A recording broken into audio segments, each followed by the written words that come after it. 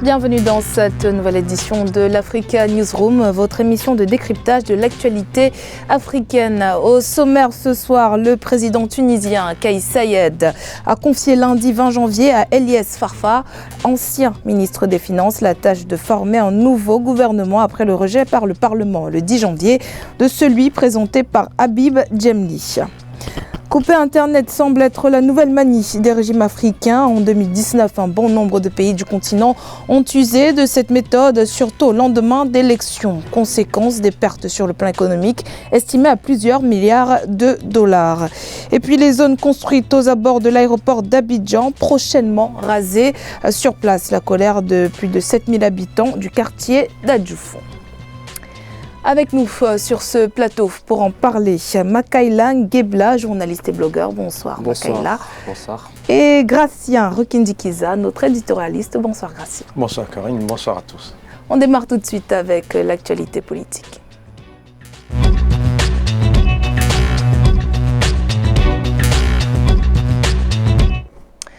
Le président tunisien Kais Saied disposait de 10 jours pour choisir un nouveau chef de gouvernement. Les députés tunisiens ayant refusé le 10 janvier la confiance au gouvernement proposé par le candidat du parti d'inspiration islamiste Ennahda, Habib Djemli. C'est chose faite. Ce lundi 20 janvier, Eliès Farfar, ingénieur de 47 ans, a été nommé nouveau Premier ministre. Celui-ci, à son tour, soumettra prochainement une équipe à l'appréciation de l'hémicycle. En cas d'échec, sa dissolution est envisageable par le président tunisien Philomène Tine. Eliès Farfar nommé Premier ministre. Le chef de l'État tunisien, Kais Saied, a de nouveau désigné un chef de gouvernement. Celui-ci devra dans un mois former un gouvernement et recevoir l'aval du Parlement en récoltant au moins 109 des 217 voix. Son gouvernement sera approuvé par la majorité du Parlement parce que il y en a beaucoup dans le Parlement qui se sont élus par le reste des votants. Il y en a beaucoup qui craignent de perdre leur siège. Et en l'occurrence, ils veulent plutôt ne pas aller à une nouvelle échéance électorale. Si jamais il n'y aura pas un vote de confiance pour ce gouvernement, c'est que la Tunisie va exactement, malheureusement, rentrer dans une crise politique. Une crise politique semble s'installer en Tunisie. Le pays se retrouve sans gouvernement 3 mois après les législatives. Le gouvernement composé de personnalités indépendantes émanant de l'ex-premier ministre Habib Djemli, désigné le 15 novembre 2019, a été rejeté par le Parlement. Il y a de fortes chances qu'il passe, mais pour travailler, il se peut qu'il y ait une obstruction du Parlement par la suite, puisque ce gouvernement ne représente pas vraiment la majorité parlementaire qui est très émiettée du fait du mode de scrutin. Donc ce gouvernement aura de gros problèmes pour faire passer les projets de loi nécessaires aux réformes qu'il compte entreprendre. Le Parlement tunisien est issu des législatives du 6 octobre 2019. Composé d'une multitude de partis antagonistes, il pourrait être dissous mi-mars en cas de refus des partis concernés d'approuver le nouveau gouvernement. Ainsi, la Tunisie pourrait connaître de nouvelles législatives. Alors, Makaïla, avant de nous concentrer sur le cas d'Eliès Farfar, qu'est-ce que l'échec d'Habib Djemli traduit? Est-ce que la fracture vraiment de la scène politique tunisienne est autant profonde? Tout à fait, l'hémicycle tunisien est fractionné depuis les élections législatives qui datent aujourd'hui de 3 mois. Ça montre nettement que l'hémicycle refuser forcément effectivement quelqu'un qui est d'inspiration islamiste. Vous savez, Habib Djemli est d'inspiration islamiste, donc très proche d'Ennahda. Et donc la réticence de l'opposition, d'une partie de l'opposition de l'hémicycle traduit nettement le refus de Djemli. Maintenant, c'est qu'on a affaire à une nouvelle nomination, celle d'Eliès Farfar, qui est un opérateur économique, un ingénieur, quelqu'un qui a travaillé déjà en France. Et aujourd'hui, il a été même candidat à la dernière élection présidentielle. Nous pensons qu'il peut y avoir un consensus autour de cette personne qui venait aussi d'Etekatokol, qui est un parti d'opposition un peu social-démocrate. Donc du coup, nous estimons qu'il faut avoir forcément un consensus pour éviter à ce que la Tunisie ne puisse pas aller vraiment vers une crise institutionnelle et crise politique dans ce pays. Vous savez, M. Kais Saied, qui est issu effectivement qui n'a pas une base politique, mais qui a pu quand même être président en Tunisie. Donc en tout cas, pour éviter 9 ans après la révolution de 2011, il faut absolument qu'il y ait un consensus autour de ces personnages politiques pour que la Tunisie vraiment puisse éviter une deuxième élection législative, et surtout qu'il n'y a pas un accompagnement de la communauté internationale. En ce qui concerne la Tunisie, c'est ce que j'ai observé depuis 2011. Donc j'ai l'impression que la communauté internationale n'appuie pas suffisamment la Tunisie, et ça m'inquiète un peu. Alors Gratien, le président Sayed a choisi Eliès Farfa. Est-ce que vous pensez que c'est un choix judicieux, et pourquoi lui surtout? Parce qu'il y avait une vingtaine de candidats. Qu'est-ce qui a fait que sa candidature se démarque de celle des autres? Oui, sa candidature se démarque des autres parce que déjà le candidat d'Ennahda a échoué. C'est ça. Il n'a pas pu former le gouvernement accepté par le Parlement. Cette fois-ci, comme déjà le président, il n'a pas de majorité au niveau du Parlement, il désigne quelqu'un qui n'a pas eu, qui a eu presque 12 500 voix lors des dernières élections présidentielles. C'est plus, je dirais, c'est plus un technicien vraiment qu'un vrai politicien. Lui-même, son score est compte tenu de son expérience. Je pense que le président a misé sur quelqu'un qui peut présenter comme étant un... Certains disent que la politique qu'il veut mener est assez proche de celle du président. C'est pour ça qu'il aurait été choisi. Juste parce que durant sa campagne, apparemment, il avait un programme, entre guillemets, qui se rapprochait beaucoup plus de celui de Kais Saied. Oui, bien sûr. Le président, il a besoin de quelqu'un qui met en place sa politique. Et en même temps, je pense que le président, il profite du fait que si jamais le Parlement, l'Assemblée refuse le gouvernement, il pourra, donc les gens, ils vont aller les Tunisiens vont se retrouver en période électorale. Et je pense que les gens ne préféreront pas se retrouver au niveau des élections. Et même pour les membres du Parlement, et pour les partis qui sont au Parlement, Ennahda, Kalb-Tounes, est-ce qu'une dissolution et des législatives anticipées seraient à leur avantage? C'est pas favorable non plus. Non, ça ne peut pas être favorable, étant donné que la Tunisie... Aujourd'hui, vous savez, moi je vécu en Tunisie, après la crise de 2011, la révolution de 2011 jusqu'à aujourd'hui, les pays traversent des problèmes majeurs, notamment le chômage. Donc le pays n'a pas de moyens suffisants pour organiser des élections législatives encore. Donc je pense que l'idée de consensus pourrait effectivement se dégager autour des Farfar pour qu'on puisse quand même garantir au moins une stabilité politique dans ces pays-là. Tout dépend, ça dépend. Ennahda peut par exemple se dire qu'il y a des éléments nouveaux contenus, par exemple de l'insécurité en Libye. Les gens, ils peuvent opter pour la sécurité, donc un pouvoir qui dit je vais sécuriser, comme je serai au pouvoir, ça va éviter des islamistes, voire des terroristes arriver dans le pays, et se dire, si jamais on retourne aux élections, je peux gagner, je peux avoir la majorité, donc Ennahda peut faire le jeu en disant la dissolution et on va voir ce qui va se passer parce que déjà, on n'avait pas la majorité. Mais le président, par exemple, justement, il n'avait pas de parti, mais il a été élu et apparemment, il gagne en popularité.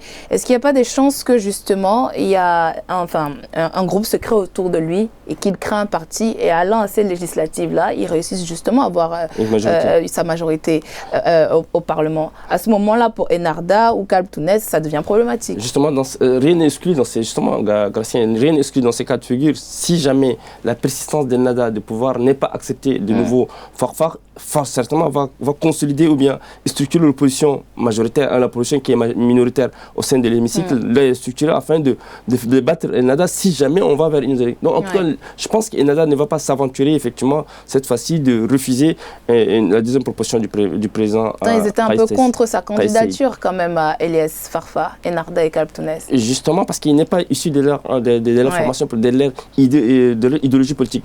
Je pense que la Tunisie en tout cas a intérêt à éviter une autre élection législative parce qu'elle ne pourra pas elle n'a pas les soupapes nécessaires, l'appui nécessaire, même des institutions internationales pour l'accompagner. Alors on décrit M. Farfa comme un social-démocrate. Qu'est-ce que cela signifie, Gratien? Cela signifie que c'est quelqu'un qui va appliquer une politique qui avantage surtout les gens, les citoyens qui ont peu de revenus, non pas une politique libérale où on va favoriser que l'entreprise au détriment, par exemple, des pauvres.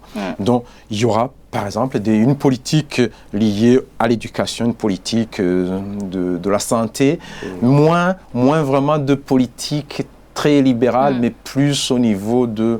Mais en réalité... C'est une manière, il pourrait gagner la confiance des Tunisiens. Oui, mais la social-démocratie a beaucoup évolué. On se retrouve finalement où le libéralisme et la social-démocratie se rapprochent, mais il y a quelque chose qui change par rapport à la population. Surtout que de ce côté-là, c'est le côté que Ennahda mise beaucoup sur ce côté social.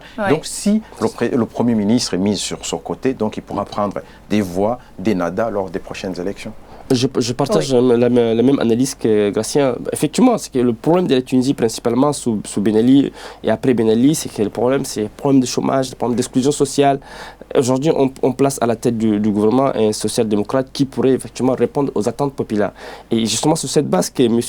Kais Saied a été élu par la majorité des Tunisiens. Et ça donne vraiment de l'espoir comme quoi et le choix qu'il a porté sur M. Elaïs pourrait peut-être donner plus confiance aux Tunisiens. Et je rappelle aussi que M. Elaïs était issu d'une région qui s'appelle Sfax. Sfax, c'est une région connue en Tunisie comme vraiment le cœur, le poumon de l'économie tunisienne. Et c'est une famille qui était très connue, qui avait beaucoup d'entreprises. Je pense que c'est quelqu'un qui peut réussir. Et il a beaucoup d'expérience aussi. Pour avoir travaillé en France et puis maintenant aux États-Unis, il a quelqu'un qui a un background nécessaire qui pourrait quand même porter l'espoir du peuple tunisien. Par contre, il était au ministère des Finances et il a eu un bilan un peu mitigé. Est-ce que vous pensez que là, il va pouvoir mener une politique économique, vu que c'est le nerf de la guerre en ce moment en Tunisie, qui va pouvoir sortir le pays un peu de son marasme en fait? Oui, le problème, c'est que son background, justement, son expérience au niveau des entreprises ne l'avantage pas beaucoup pour la gestion d'un gouvernement parce qu'il doit faire... Il y a des choix, il doit les négocier avec les parlementaires, les partis politiques, et ce n'est pas la politique de négociation qui se pratique dans les entreprises comme ça se fait en politique. J'allais justement dire, le timing est un peu compliqué. Il doit présenter une équipe d'ici 1 mois. Comment il fait dans ce timing-là? Comment il va s'y prendre pour convaincre, justement? Parce que Ennahda n'est pas forcément pour sa candidature, ils sont majoritaires au Parlement, Kalb Tounes non plus. Moi, je pense qu'il va épuiser dans le rang de la société civile tunisienne qui est très organisée, une société civile qui a été très importante, qui a joué un rôle important en 2011. Il faut aussi puiser dans le milieu universitaire, il faut aussi puiser effectivement dans tous les segments de la vie politique et associative tunisienne pour quand même mettre en place un gouvernement qui peut ressembler un peu aux Tunisiens.